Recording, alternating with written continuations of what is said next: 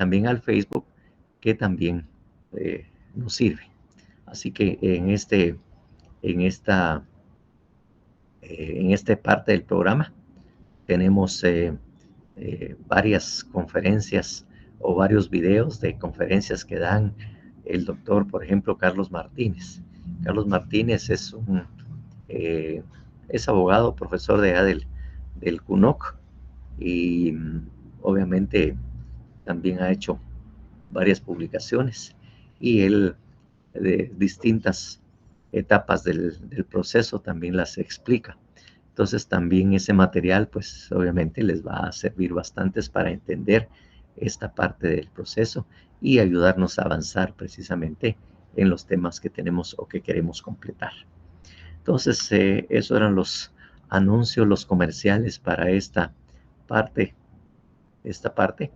Y ahora vamos a explicar las fases o etapas procesales. Es decir, de alguna manera, pues nosotros ya habíamos iniciado una breve introducción a las fases o etapas procesales cuando estábamos oyendo o vimos la, la definición de proceso penal como conjunto de fases o etapas procesales. Y ahí explicamos las distintas clases, las distintas fases o etapas, empezando por la fase preparatoria o de investigación, ¿verdad?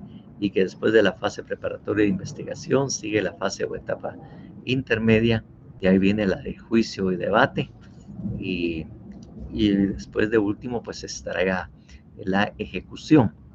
Eso era lo que precisamente habíamos dicho.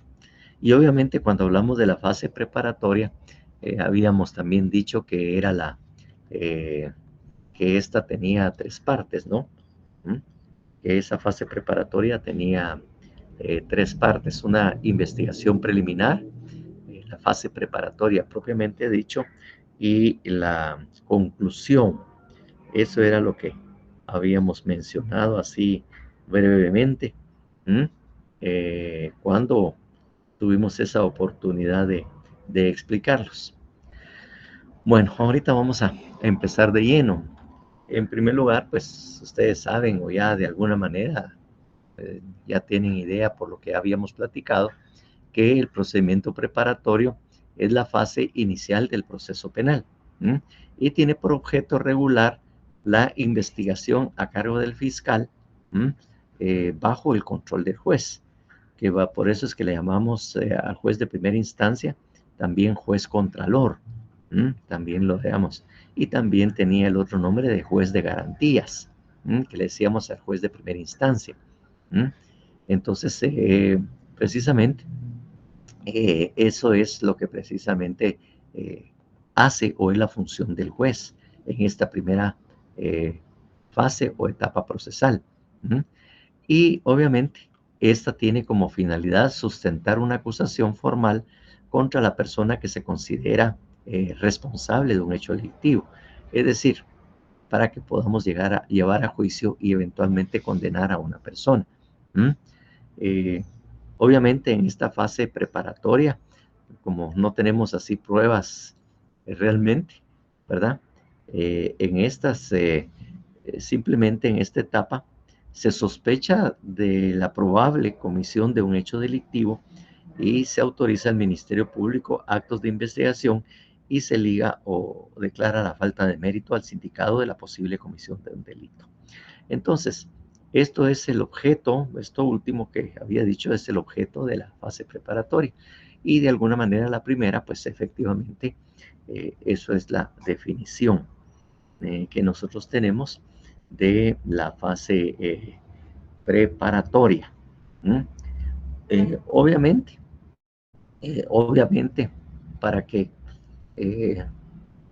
nosotros empecemos a hablar de la fase preparatoria, tenemos que tener un requisito esencial, que incluso vimos en el Código Procesal Penal, que creo que habíamos ya leído, ¿verdad?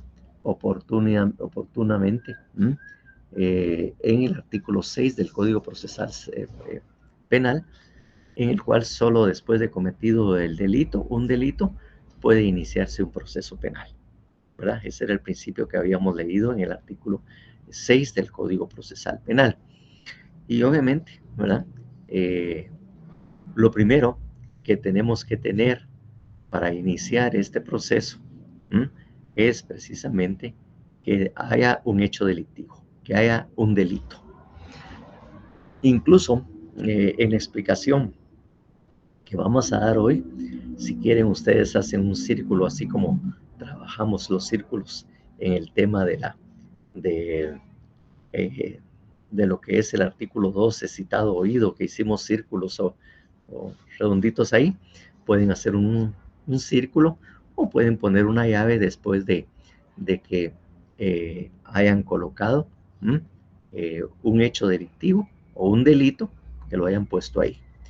Y ahí en ese hecho delictivo, si es que abren llave o el círculo, poner una flecha arriba y otra abajo. Y en la primera, pues obviamente, cierta explicación necesaria necesaria en la cual vamos a decir o vamos a indicar cómo es que se inicia realmente una fase preparatoria.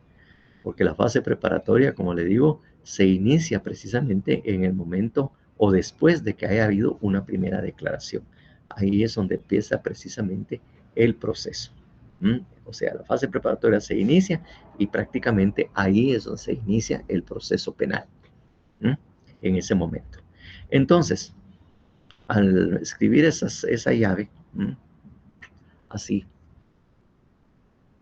así, o el círculo y las líneas, podemos anotar en primer lugar cómo es que se inicia con ese hecho delictivo.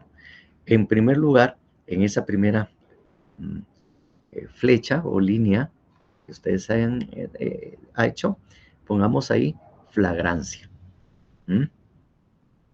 Así se escribe, flagrancia. No lo van a escribir fragancia, porque no es fragrancia, sino que es flagrancia, ¿verdad? Solo cambia por una letra, pero cambia totalmente el contenido. Entonces, para eso empecemos a hablar sobre la flagrancia y que obviamente está regulado también en la Constitución. Miremos el artículo 6 de la Constitución, por favor, alguien que lo lea.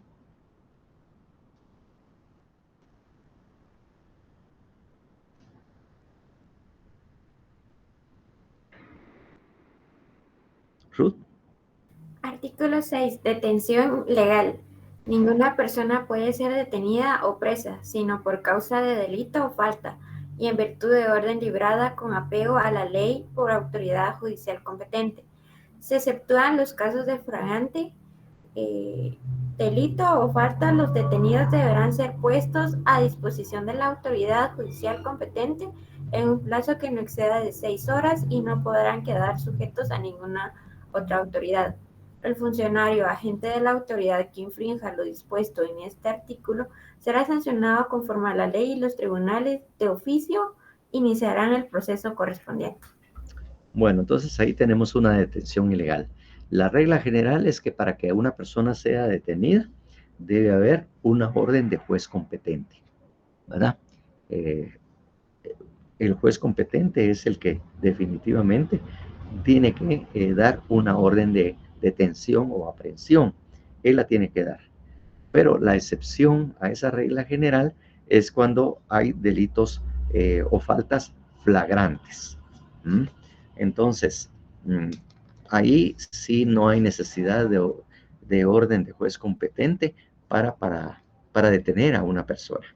Entonces, bajo esas condiciones, de acuerdo a lo que ustedes ya saben o han oído, ¿qué es un delito o qué es un delito flagrante? ¿Qué quiere decir flagrancia?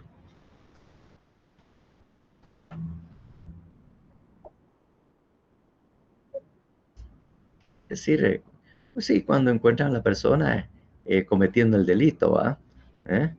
Que lo encuentran precisamente cometiéndolo en el momento mismo de que está ejecutando el acto, pues. Por eso se dice que dice en cito y flagrante también, pues, infraganti, incito infraganti, dice.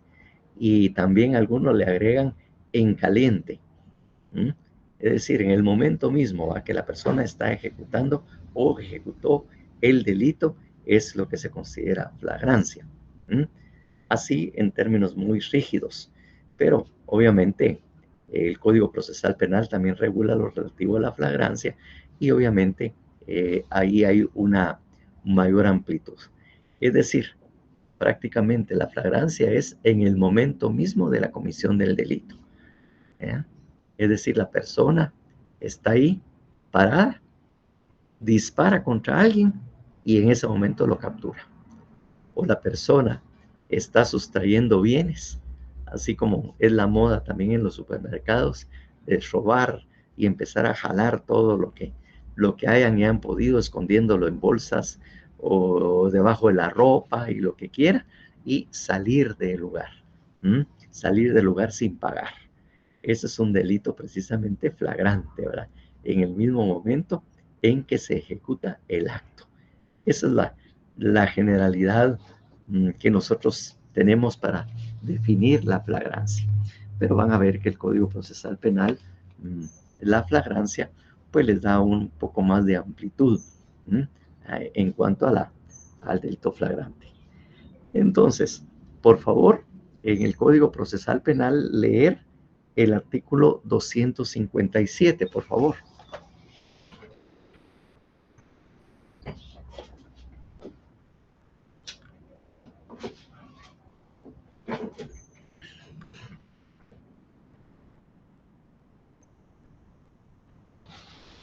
El que dice aprehensión, LIC. Sí, aprehensión. Aprehensión. Artículo 257, aprehensión. La policía deberá aprehender a quien sorprenda en el delito flagrante. Ay, perdón. Sí, se confunde al principio. Se entiende que hay flagrancia cuando la persona es sorprendida en el momento mismo de cometer el delito. Procederá igualmente la aprehensión cuando la persona es descubierta instantes después de ejecutado el delito, con huellas, instrumentos o efectos del delito que hagan pensar fundamentalmente que acaba de fundadamente. participar en la comisión del delito, del mismo, perdón. La policía iniciará la persecución inmediata del delincuente que haya sido sorprendido en flagrancia cuando no haya sido posible su aprehensión en el mismo lugar del hecho. Para que proceda la aprehensión, en este caso es necesario que exista una continuidad entre la comisión del hecho y la persecución.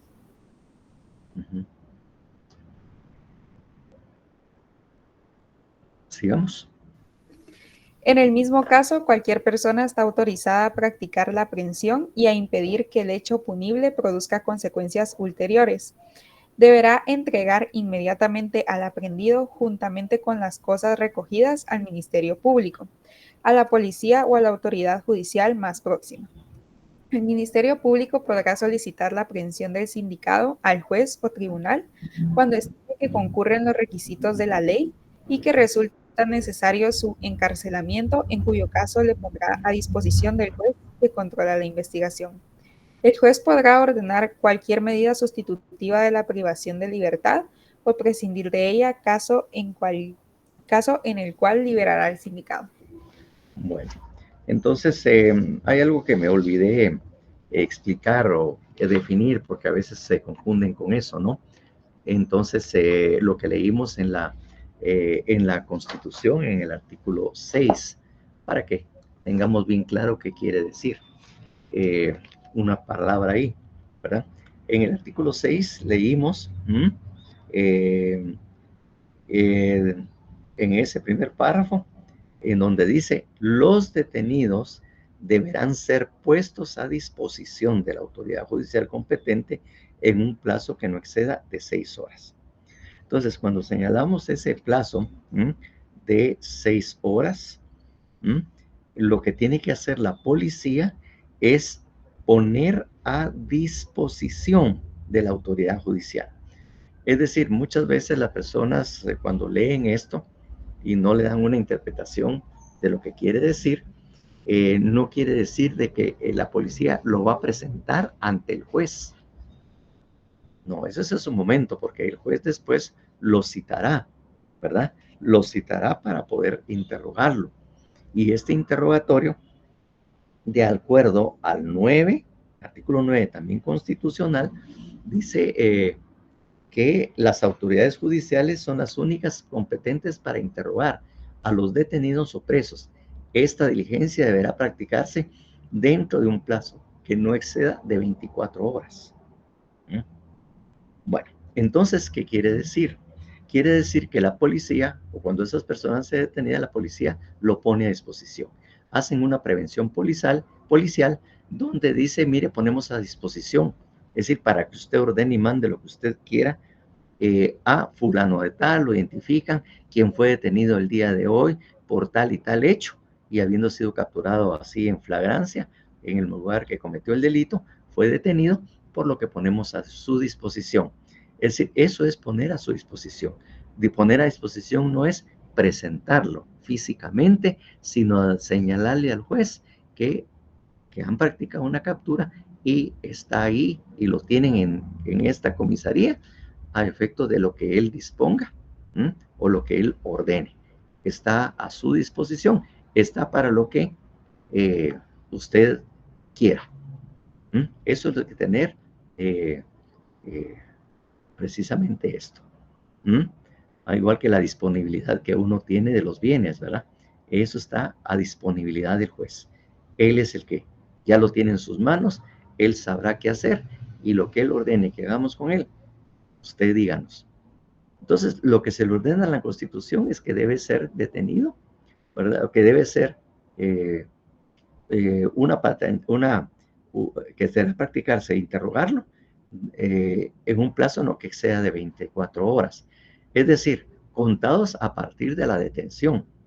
Es decir, prácticamente el juez, después de que las 6 horas que haya cumplido y que la policía se lo haya puesto a su disposición, él tiene únicamente 18 horas para que lo cite a primera declaración o pide a la policía que lo presente ante el juez y ahí señalará la hora y el momento o el día para que se presente a prestar declaración para ser interrogado. Eso es lo que se hace dentro de esos plazos, pues. La policía tiene 6 horas para ponerlo a disposición y el juez tiene 18 horas o dentro de las 24 para que lo cite. Claro, muchas veces los jueces citan para cumplir el plazo que le indica la Constitución. Ahí lo cumplen.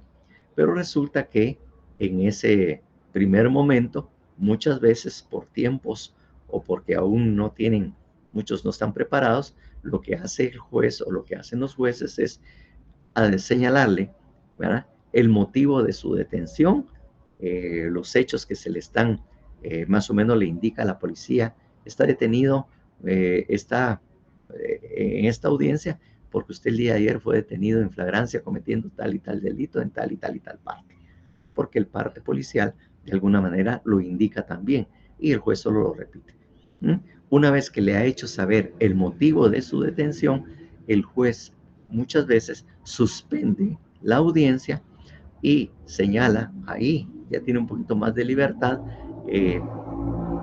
para decir que lo presenten al día siguiente o dentro de 2 días, señalándole el momento, porque de alguna manera el plazo fue interrumpido, el plazo constitucional que señalara dentro de las 24 horas ya fue cumplido y simplemente se suspendió la audiencia para darle continuidad, como le digo, 2 días o 3 días.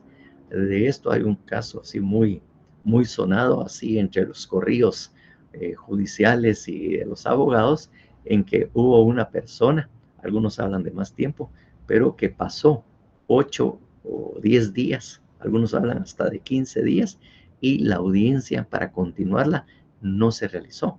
La persona quedó encerrada en la carceleta por todo ese tiempo y la audiencia no se continuaba. Eso es para decirles a ustedes realmente que quiere decir una cosa que es cumplir con esa norma constitucional y obviamente los juegos que a veces se hacen. Es decir, porque ellos no incumplieron y no están incumpliendo, aunque pase los 10 o 15 días el detenido, porque la audiencia simplemente se suspendió, se realizó cuando la Constitución dice, solo que no la pudimos terminar. Entonces ahí es donde suspendimos un tiempo la realización de esta. Entonces esto es lo que de alguna manera pues tenía que haberles explicado. Se me olvidó por el momento, pero menos mal que me acordé. Pues bien, cuando leímos el 257, vemos que la flagrancia no es realmente en el mismo momento en que se ejecuta el acto, porque puede variar de acuerdo a las circunstancias. Entonces, sí, tienen la flagrancia cuando la persona es descubierta instantes después de ejecutado el delito, con huellas, instrumentos, ¿verdad? O también indica que la policía iniciará la persecución inmediata del delincuente que haya sido sorprendido en flagrancia cuando no haya sido posible su aprehensión en el mismo lugar del hecho. Para que proceda la aprehensión en este caso, y todavía obviamente se considere flagrante, dice, deberá entregar inmediatamente, ¿dónde está? Para que proceda la aprehensión en este caso, es necesario que exista la continuidad entre la comisión del derecho y la persecución. Es decir, que la persona no fue detenida en el mismo lugar del hecho, sino que fue detenida con posterioridad. Pero ha habido continuidad entre la comisión del hecho y la persecución. Entonces, puede ser, como les digo, que una persona, como ha sucedido, y ustedes han leído algunas noticias, que hay ciertas personas que han cometido un delito y se van huyendo en una moto o un carro. Entonces la policía es informada, identifican al vehículo y lo empiezan a perseguir. Momentos después de cometido el delito y lo empiezan a perseguir. Y algunas veces pues lo han capturado horas después de cometido ese hecho. Incluso ha habido casos en que ha sido hasta un día después. Pero que la policía ha continuado con la persecución de estas personas. Entonces han habido casos, ¿no? Que las personas o los autores los encuentran después en su casa o en algún lugar, horas después de cometido el delito. Pero obviamente lo que exige nada más es la continuidad. Al extremo les podría decir, y que, bueno, eso sucede también en todos los países. Ustedes creo que en alguna película vieron de que la persona, los delincuentes se van huyendo en un carro y se empiezan a correr por carreteras, freeway y todo, y empiezan a hacer toda una gran persecución, ¿verdad? Y la persona no es detenida, a veces hasta el día siguiente. Un caso que tal vez llame la atención, o si algunos estuvieron pendientes o conocen eso, el caso de O.J. Simpson. O.J. Simpson fue perseguido varias horas, incluso casi mediodía fue perseguido por distintas carreteras hasta que lograron la detención de O.J. Simpson. Y ahí todavía se consideraba delito flagrante en Estados Unidos. Simplemente tiene que haber, como dice, continuidad. La persona es detenida, que comete el delito, hay testigos o personas que estaban presentes, que avisan a la policía inmediatamente o a la patrulla, y ellos identifican qué vehículo es y empieza la persecución. Empieza la persecución realmente de la persona, o tratando de ubicar en dónde se encuentra el carro. O algunas veces por cámaras o por videos saben quién es y dónde también lo pueden localizar. Entonces, como le digo, tanto en Estados Unidos como en Europa también tienen esa normativa y ese extensivo concepto o definición de flagrancia. En los Estados Unidos, esa continuidad de la persecución, o sea, del momento en que se cometió el delito y la persecución, se le conoce en inglés como una hot pursuit, una persecución en caliente, así se le denomina. Entonces, así en términos policiales. Aquí también utilizan el concepto de persecución en caliente. Es decir, la persecución es continua o continúa después de cometido inmediatamente después de cometido el delito hasta que esta persona es capturada y no hay una interrupción en cuanto a la continuidad que se está estableciendo o que se está señalando. Ya varios casos ha sucedido lo mismo y las personas a veces los capturan hasta en la noche, ¿verdad? O encuentran nuevamente el carro donde capturan por lo menos a uno de ellos. Eso es lo que se llama precisamente esto. Eric, por favor. Disculpe, O.J. Simpson fue declarado culpable o inocente, ¿y qué fue lo que ocurrió con él? Bueno, de acuerdo a la película, incluso hicieron ¿cómo se llama? Un programa especial para contar toda la incidencia que sucedió.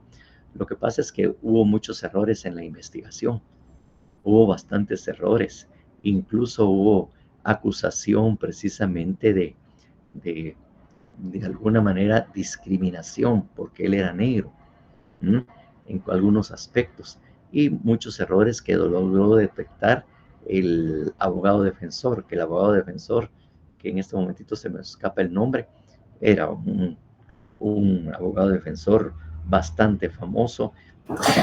Perdón, el abogado es Robert Kardashian. Fue Robert Kardashian. ¿Kardashian fue? Sí. Sí.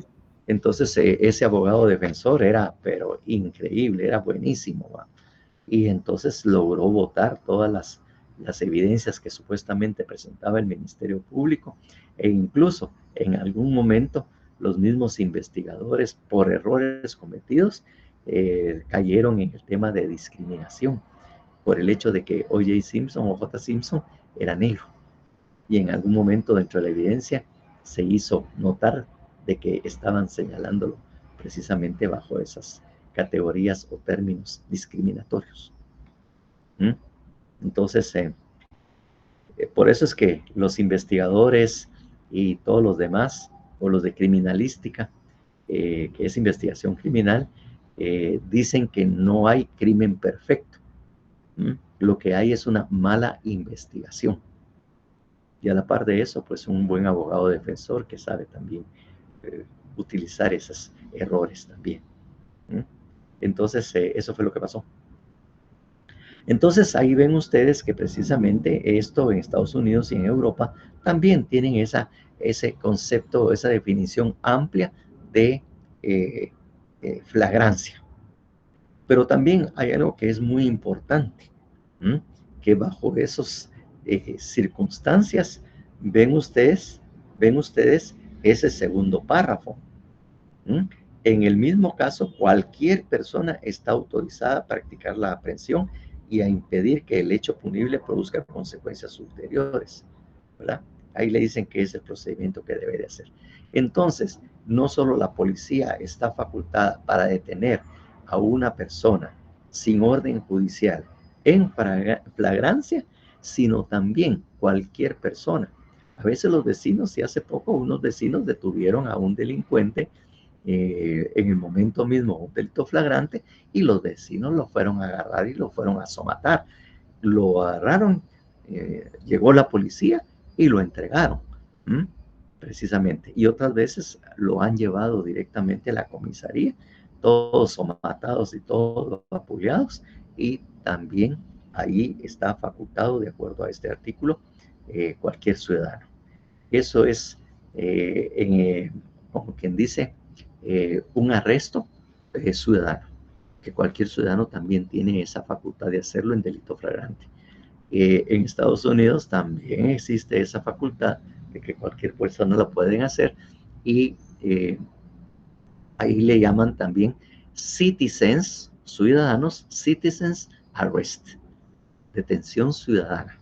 Los ciudadanos también tienen la facultad de detener sin orden de juez competente a una persona que haya sido vista o que haya sido detenida en delito flagrante, ya sea en el mismo lugar, en el mismo momento o momentos después, porque puede ser que éste salga huyendo y los vecinos o las personas lo empiecen a correr y lo capturan. Y entonces ahí es donde también lo aprovechan para somatar.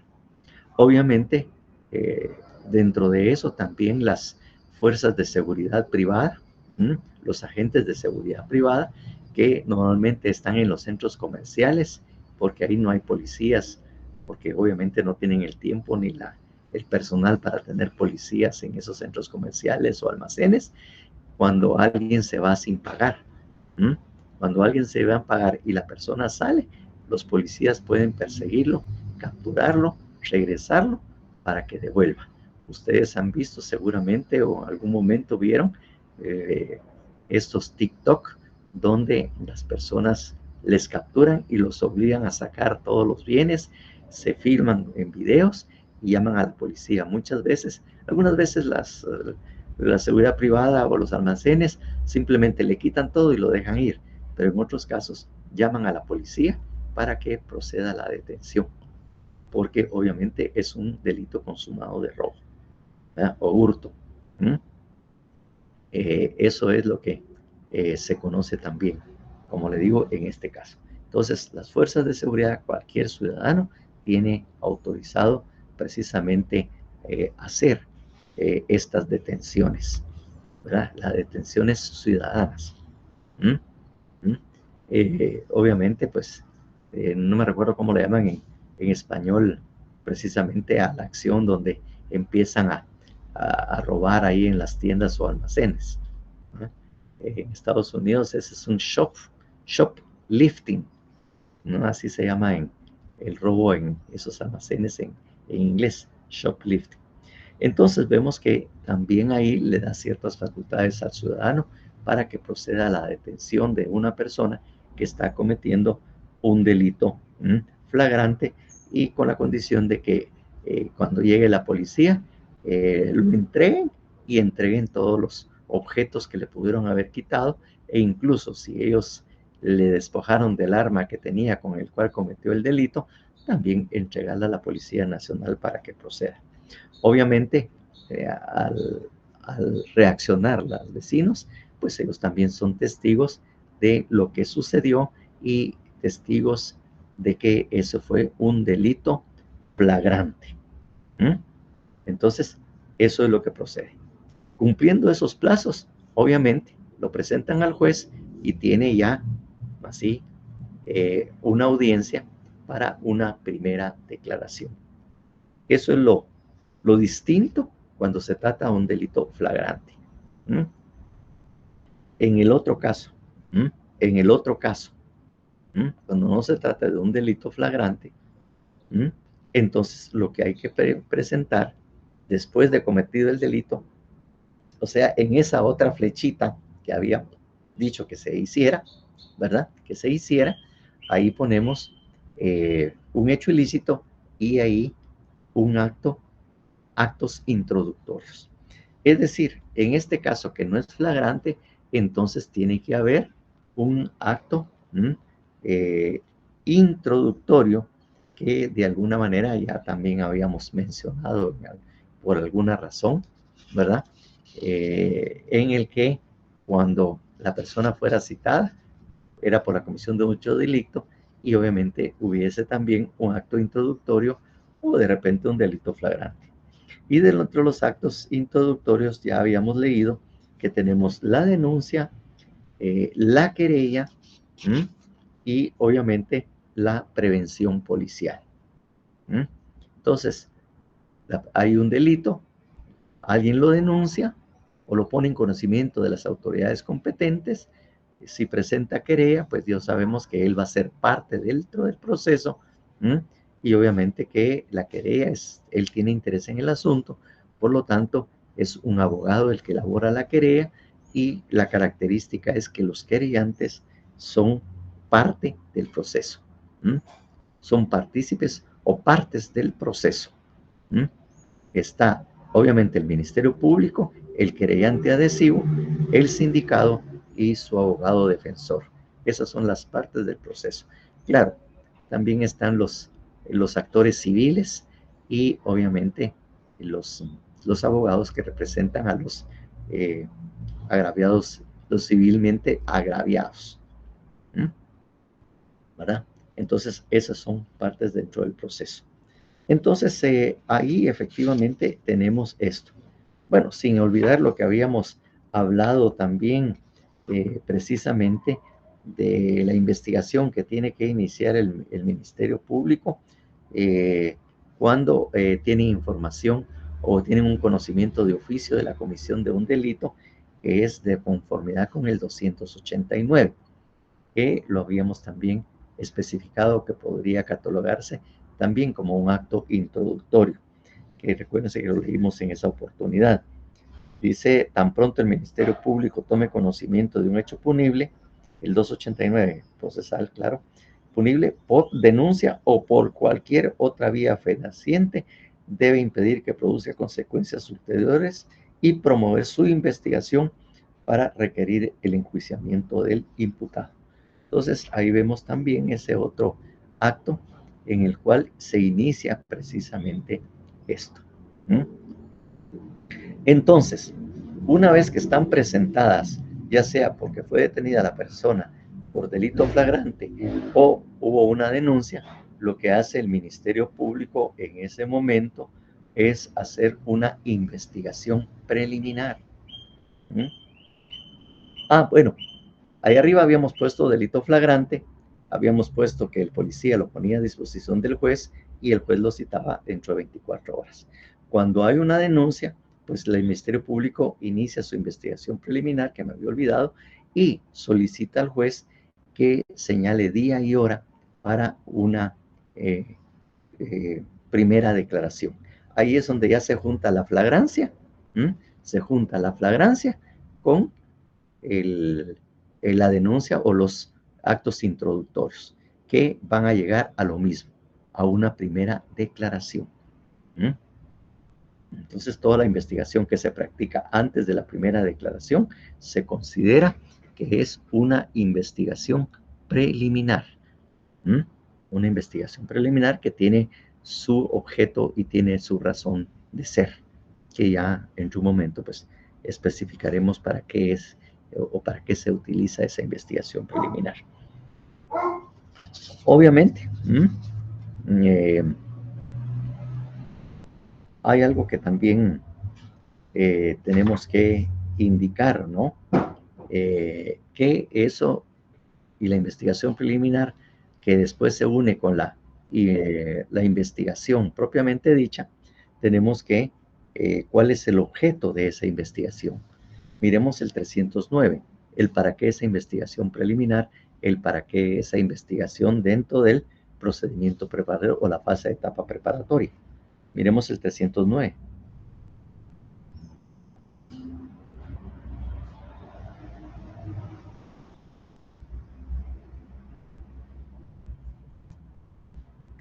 Artículo, bueno. Artículo 309. Objeto de la investigación. En la investigación de la verdad, el Ministerio Público deberá practicar todas las diligencias pertinentes y útiles para determinar la existencia del hecho, con todas las circunstancias de importancia para la ley penal.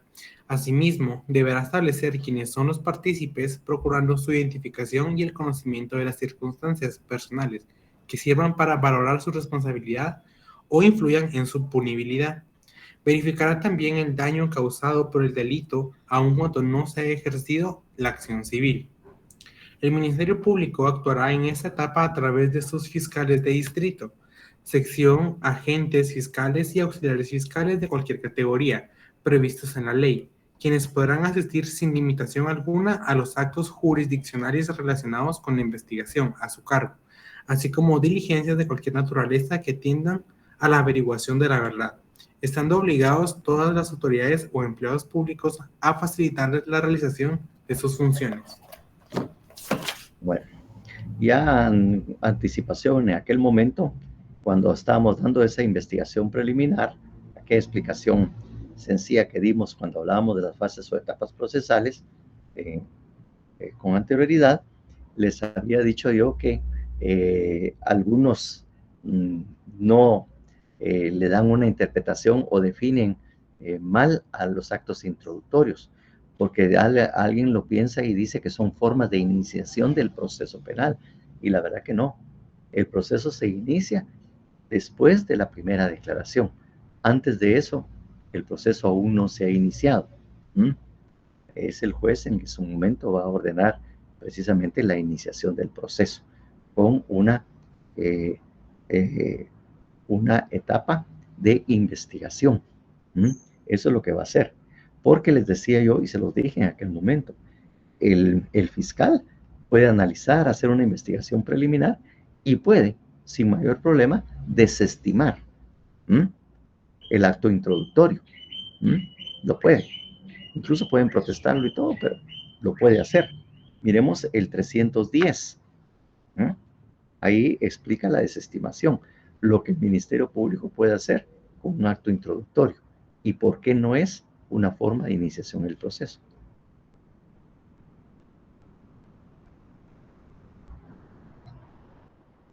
Porfa.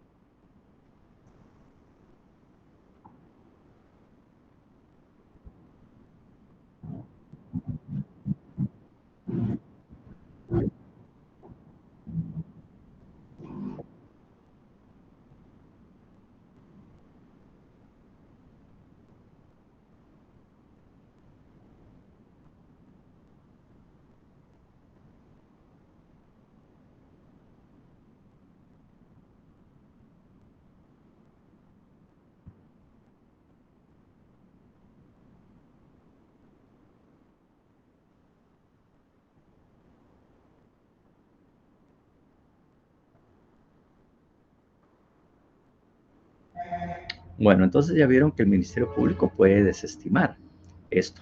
El último párrafo, de alguna manera, hace referencia a algo que leímos la semana anterior en cuanto a esa desestimación y en cuanto a una situación que les dije yo que es algo que van a encontrar ustedes también en la película, ¿va? Entonces aquí dice, ¿verdad? Ya está desestimado, está autorizada la desestimación, pero no impedirá reabrir el procedimiento cuando nuevas circunstancias así lo exijan. Y a pesar de ello, el Ministerio Público debe investigar aquellos actos que no impliquen demora. ¿A qué artículo se refiere que están entre las garantías procesales que leímos precisamente? Y les decía que eso lo vamos a ver también y lo van a ver en la película.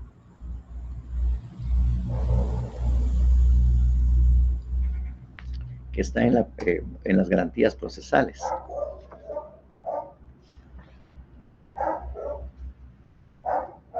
En que puede reabrir el caso e iniciar el proceso también después de eso.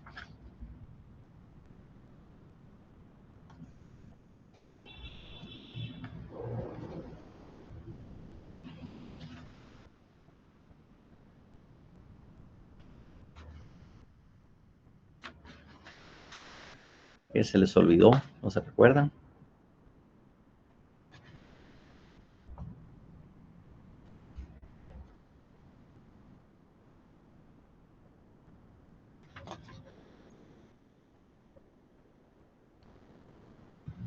Miremos nuevamente el artículo 17, por favor, del Código Procesal Penal.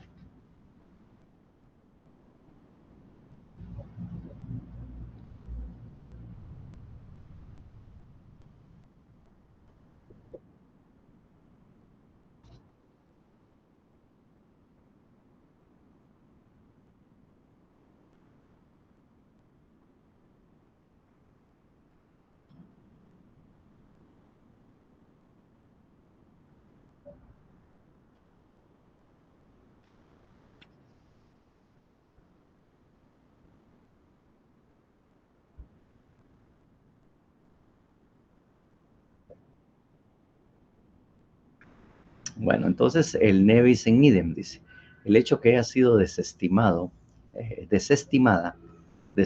digamos, el acto introductorio, no significa un cierre total. Puede reabrirse en cualquier momento sin que eso sea o sea aplicable el artículo 17, non bis in idem, por una sencilla razón. Es la denuncia, el hecho es el que fue, de alguna manera, como ahí lo dice, desestimado. Es decir, en ese caso, no afecta porque no hay persona sindicada aún como para que esa persona vaya a alegar de que no lo pueden investigar 2 veces sobre el mismo hecho. Cuando no había persona vinculada, no se sabía quién podría ser el responsable, pues. Entonces, simplemente estamos diciendo, esta denuncia no está completa, no encontramos quién es, no podemos identificar a la persona sindicada, con lo que tenemos no podemos hacer nada, y entonces lo desestiman. Pero si siguen investigando y lo reabren, pueden sin ningún problema, porque al final la desestimación no corre a favor del individuo o la persona sindicada, sino es por el hecho mismo. El hecho mismo es lo que se está de alguna manera desestimando. Entonces ahí no hay ninguna contradicción, puede reabrirse el caso aun y cuando esté desestimado o puede hacerse alguna otra investigación sin ningún problema. Entonces, eso es lo que pasa con los actos introductorios. Entonces, se hace pues una investigación preliminar.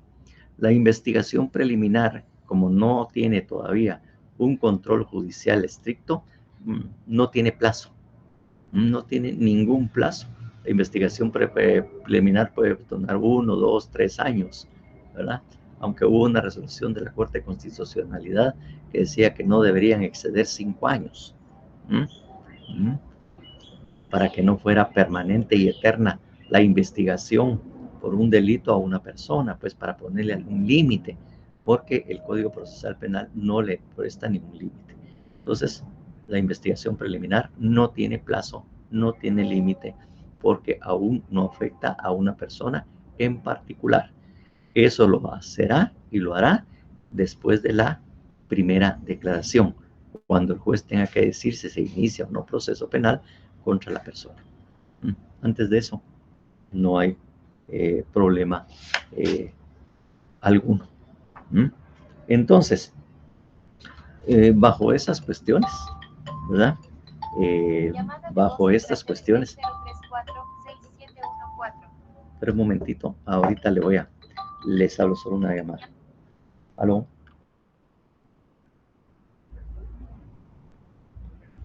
No puedo, estoy dando clases. No estoy dando clases. Estoy dando clases. Vaya. Bueno, entonces era un profesor que estaba ahí haciéndose la rana que anda por no sé dónde, por el Congreso. Es uno de los que estaban en las comisiones de postulación y anda diciendo que no iba a dar clases por eso. Bueno, entonces se me olvidó que les estaba diciendo yo. Así. Entonces les decía que cuando hace esa investigación preliminar, el Ministerio Público reúne elementos como para ya o pedirle al juez que solicitarle al juez la aprehensión o una citación para una primera declaración. O sea, esas son las dos opciones.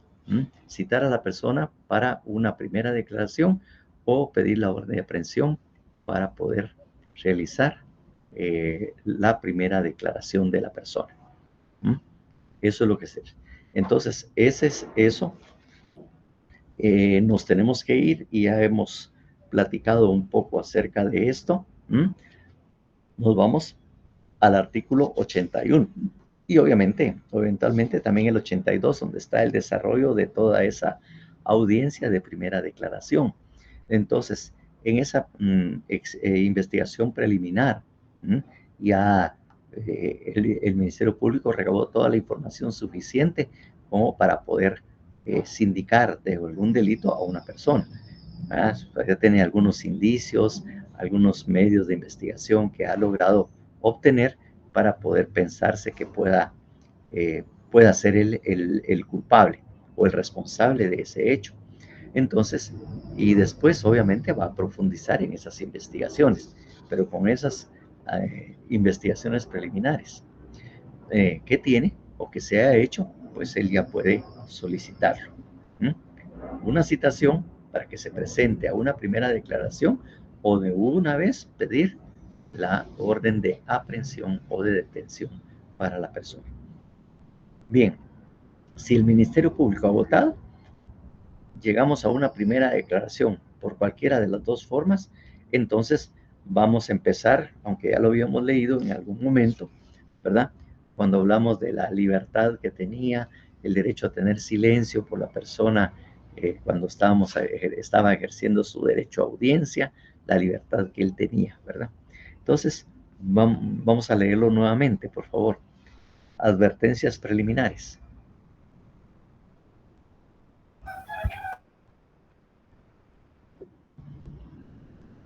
Ruth. Artículo 81. Advertencias preliminares. Al iniciar la audiencia oral, el juez explicará al sindicato con palabras sencillas y claras. Usted es laboralista, ¿verdad? Avidán lo tiene ya entusiasmada tanto. Sí. Y con palabras sencillas y claras, el objeto y forma en que se desarrollará el acto procesal. De la misma manera, le informará los derechos fundamentales que le asisten y le advertirá también que puede abstenerse de declarar y que tal decisión no podrá ser utilizada en su perjuicio. Asimismo, le pedirá que proporcione su nombre completo, edad, estado civil, profesión u oficio, nacionalidad, fecha y lugar de nacimiento, domicilio, lugar de residencia y, si fuera el caso, nombre del cónyuge e hijos y las personas con quienes vive, de las cuales depende o estén bajo su guardia. En las declaraciones que preste el sindicado durante el procedimiento preparatorio, el juez deberá instruirle acerca de que puede exigir la presencia de su defensor y consultar con él la actitud a asumir antes de comenzar la declaración sobre el hecho. Bueno, eso, como lo digo, ya hemos declarado en cuanto al derecho de audiencia, ¿verdad? El derecho de permanecer callado, puede ser libre en todo lo que declare, no va a ser protestado, en fin, todo lo que él tiene, y el derecho también de tener un abogado defensor. Recuérdense que tanto como el 81 y el 82 y algunos otros artículos que están ahí regulados, es lo que efectivamente es parte del debido proceso. Aquí están todas las formalidades y requisitos que debe llenarse en una primera declaración y cuáles son todas las formalidades o el procedimiento que se debe de seguir. No se puede violentar o omitir ninguna de estas porque de alguna manera se estaría violando el debido proceso que exige precisamente la Constitución Política de la República de Guatemala. Entonces, todos estos requisitos, uno a uno, deben de realizarse exactamente como están en el código. Recuérdense que esto está dentro de lo que se señala, que el derecho procesal penal o el proceso penal prácticamente regula la actividad de los jueces, los fiscales y los abogados defensores. Eso es lo que regula la actividad. Le dice al juez qué hacer y cómo hacerlo. Y de alguna manera también a las otras partes le dice qué es lo que puede hacer y debe hacer en una audiencia. De ahí no se puede salir uno. Son normas de derecho público y debemos acatar tal y como son. Y el juez también tiene que hacer exactamente lo que el código indique. No puede omitirse nada para no violentar, como les dije ya, el debido proceso. Bueno, entonces, una vez que se cumplió con las advertencias preliminares, pues ya se procede precisamente a lo que es el desarrollo de la primera declaración, para eventualmente, en su momento, decidir si se inicia un proceso penal o no. Entonces, Vamos a leer el artículo 82 y habrán algunos momentos o algunos numerales en donde yo voy a pedir que nos detengamos por un momento para hacer las explicaciones pertinentes. Entonces, por favor, alguien que lea el artículo 82.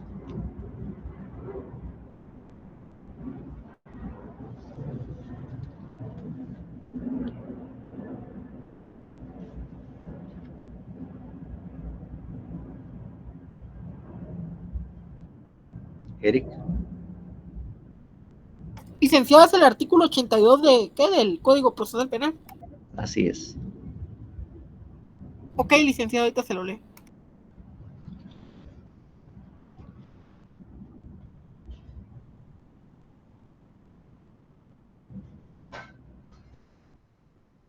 Y que yo lo tengo desactualizado mi código, solo dame un minuto para que lo busque. Sí, porque fue reformado en el 2010. Por favor.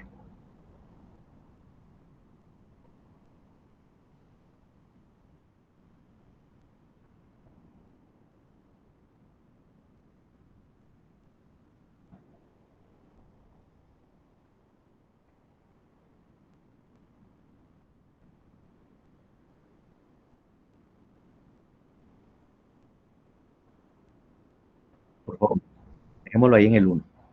Entonces, la explicación que merece y por qué interrumpí es que miren todo lo que tiene que cumplir el fiscal en el momento de la primera declaración, ¿m?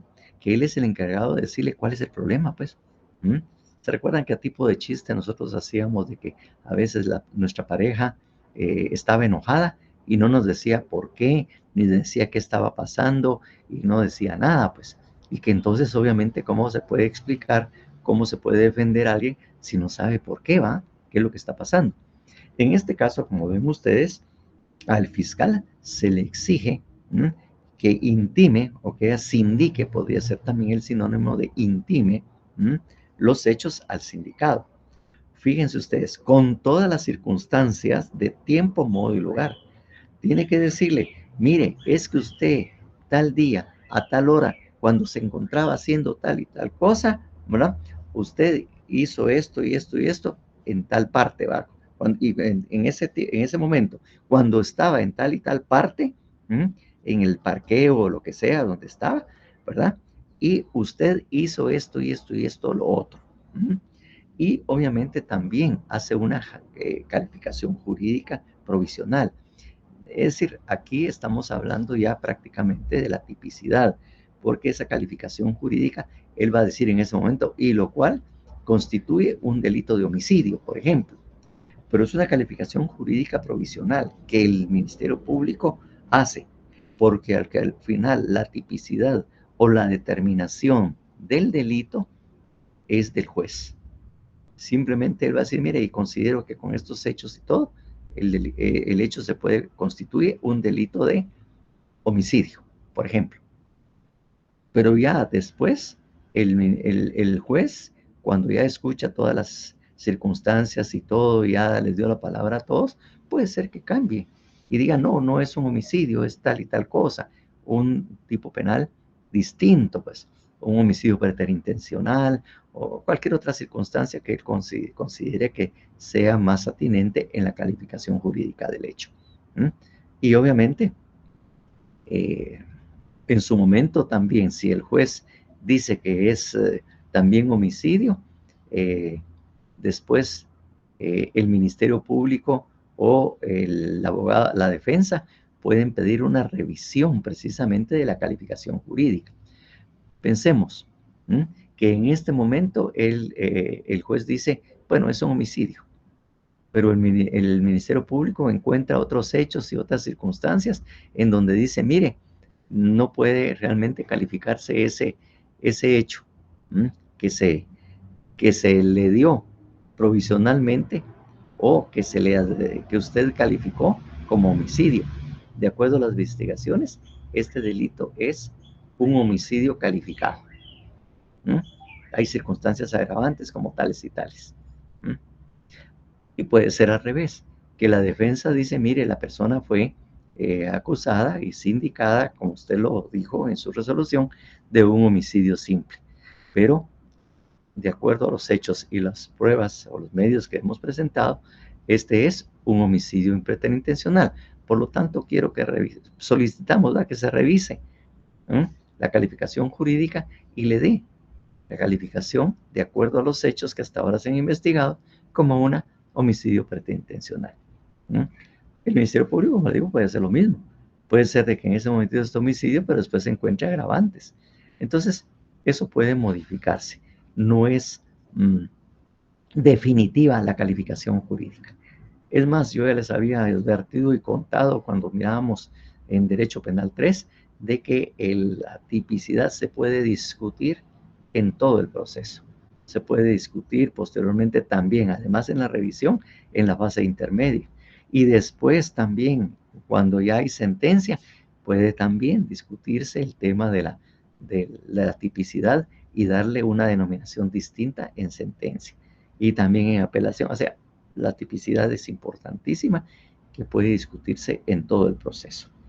Entonces, en este caso, como les digo yo, con la investigación preliminar que tiene en ese momento el Ministerio Público, es que él dice, mire, todos estos indicios, todo esto que le estoy señalando es suficiente para poder pensar de que esta persona es culpable o podría ser culpable, ¿verdad? Eso es lo que le va a decir el Ministerio Público en su momento, pero le da todas los elementos necesarios para que eso sea así. Por eso es que le decía, por eso es la importancia de la investigación preliminar. Por eso es que hay que recoger todas las evidencias, sobre todas aquellas que pueden perderse, ¿verdad? Con el transcurso del tiempo. Aquello que dijimos que era delicti facti transeuntis, aquellas evidencias o medios de prueba que pueden perderse por el transcurso del tiempo. Entonces, por eso es que hay que hacer esa investigación preliminar inmediatamente, porque las primeras 24 o 36 horas son las más importantes cuando se está investigando un hecho delictivo. Bueno, entonces ahí el juez escucha al fiscal, cumple con lo que a él le ordenó y que debería de ser. En ese momento también le dice, bueno, tiene la palabra del sindicado. ¿Acepta usted declarar respecto a los hechos? Le otorga su derecho de audiencia y si él quiere declarar, pues tendrá todo el derecho de hacerlo. Tiene todo el derecho de hacerlo o abstenerse. Si se abstiene, entonces vamos al siguiente parte, ¿va? Miremos el 2 y el 3, por favor.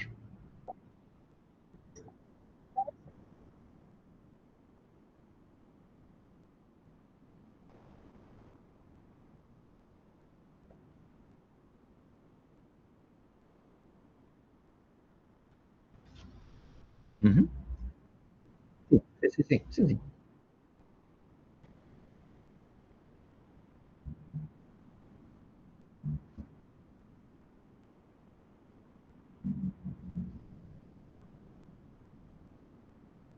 Bueno, aquí sí, aquí parece. Entonces, en esa misma audiencia va a haber varias resoluciones, porque primera resolución que va a dictar, sí, efectivamente, liga a proceso, vincula a proceso a la persona sindicada de acuerdo a los hechos y las evidencias que entregó el Ministerio Público, después de oír al sindicado y que también el defensor va a argumentar, el juez decide si vincula a proceso o liga a proceso, como es la palabra que se utiliza. Y eso se utiliza en todos lados con este código, ligar a proceso, ¿verdad? Eso es lo que tiene que decidirle. Y si se liga a proceso, prácticamente está diciendo, vamos a iniciar proceso penal para investigar a profundidad y tratar de encontrar la prueba fehaciente o los medios de prueba fehaciente por parte del Ministerio Público para poder posiblemente llegar a un juicio o debate. Eso es precisamente lo que va a hacer en ese momento. Esa es la primera decisión que se va a tomar. Entonces, bajo esas circunstancias, y el juez tiene que emitir esa primera resolución. Ese es el primer auto que tiene que dictar.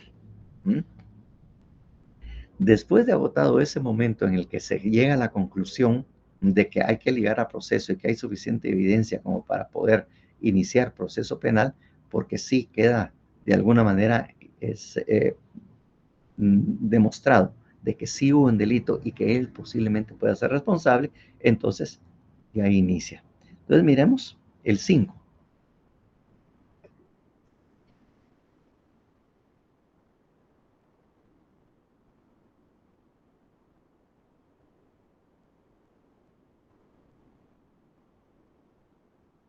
Aquí hay nuevamente una nueva discusión.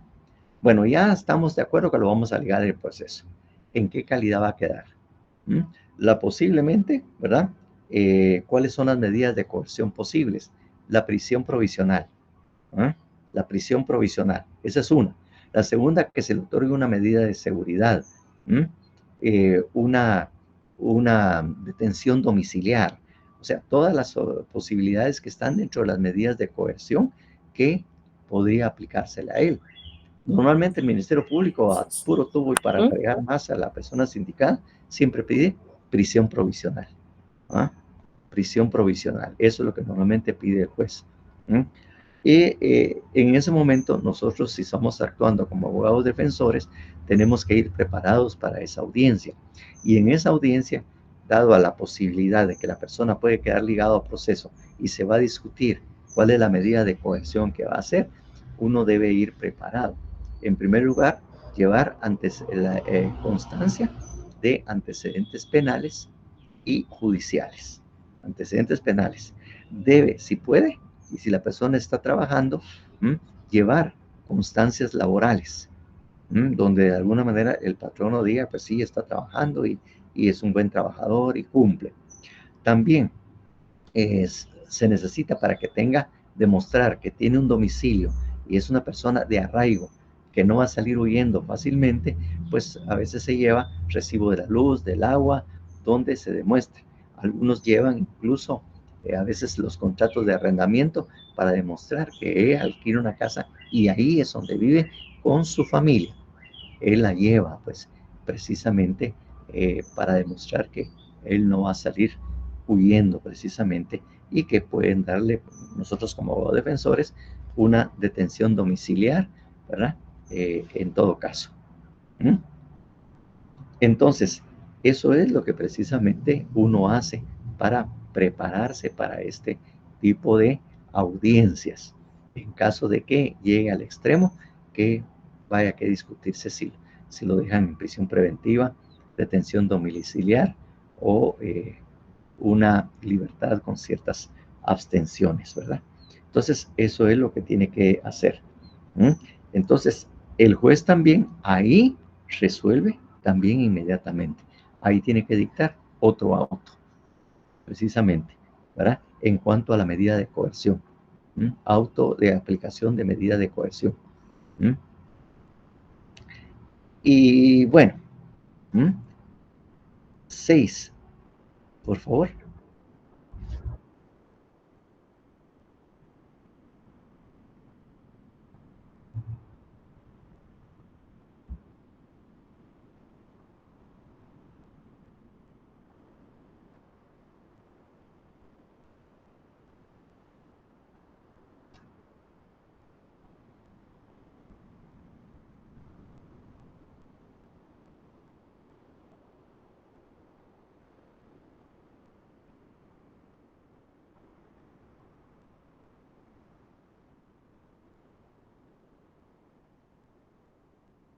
Bueno, esperemos ahí. Algún momento yo les había indicado precisamente de que la fase preparatoria, porque se los indiqué también en su momento, de que la fase preparatoria tiene un plazo máximo establecida en la ley. Allí teníamos el 323 para empezar, donde establece que el procedimiento preparatorio deberá concluir lo antes posible, procediéndose con la celeridad que el caso amerita y deberá efectuarse dentro de un plazo de 3 meses.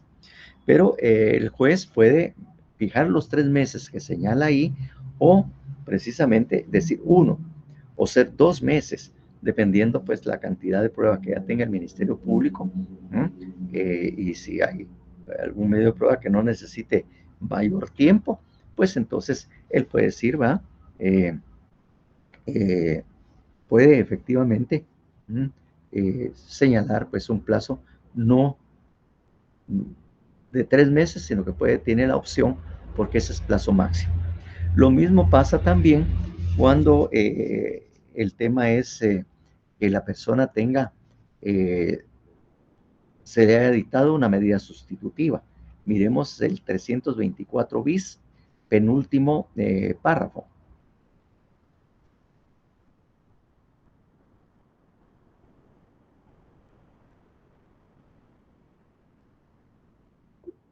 ¿Qué artículo, díjole?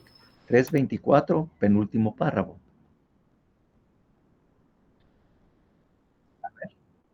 A ver.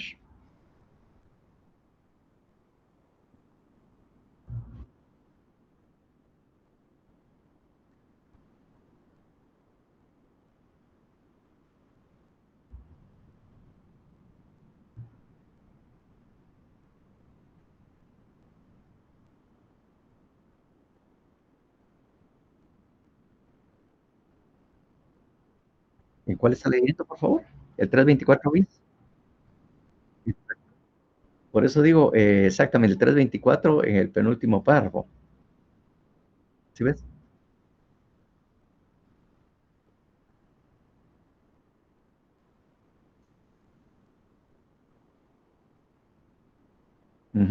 Entonces tenemos el auto de procesamiento, ¿verdad?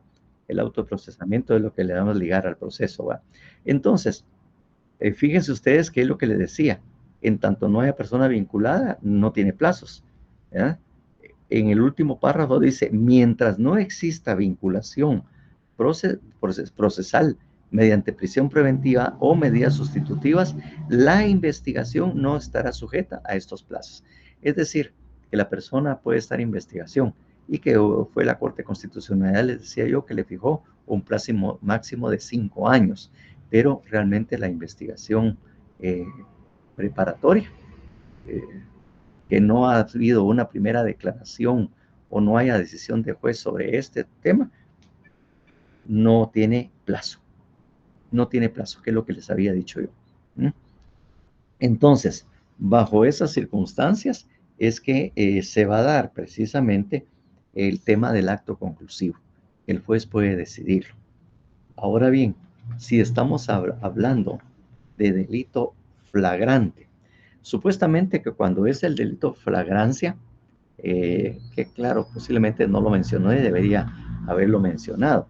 Recuerdan ustedes que cuando el delito es flagrante y que fue la persona capturada, como quien dice, en el momento de ejecución, el acto y todas las demás, entonces prácticamente ya no hay más pruebas que aportar, porque ya lo tienen todo.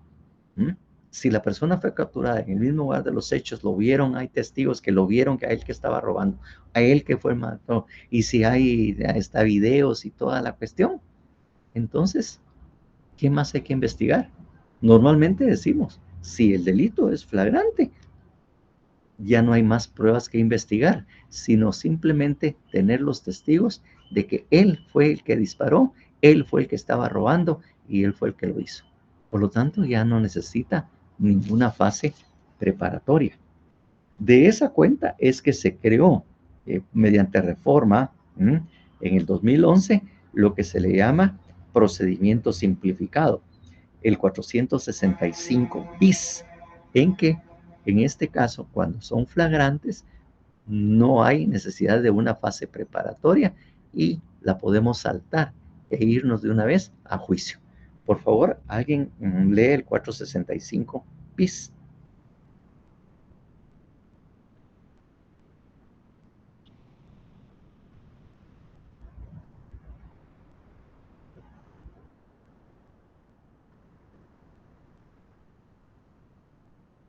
$465 bis, procedimiento simplificado del Código Procesal Penal.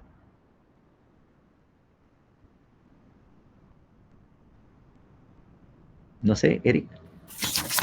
El juez oirá al imputado y dictará la resolución que corresponda sin más trámite. Podrá absolver o condenar, pero la condena nunca podrá superar la pena Estamos requerida por el hablando del 465 bis, no del 465.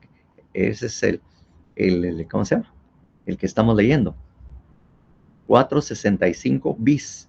465. ¿Sí?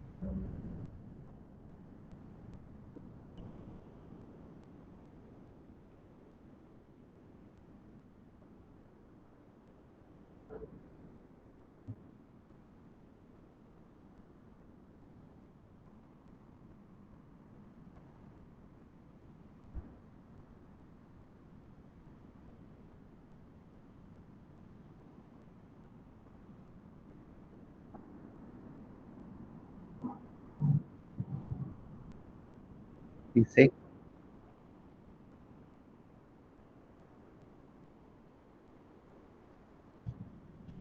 entonces, si ya tenemos todas las pruebas, entonces se da un salto y no va a haber fase preparatoria.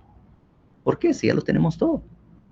De una vez se señala día y hora para el juicio, se prepara todo para poder ya ventilarlo así rápidamente eso, pues, porque ya no hay necesidad de una investigación, porque con lo que se tiene es más que suficiente.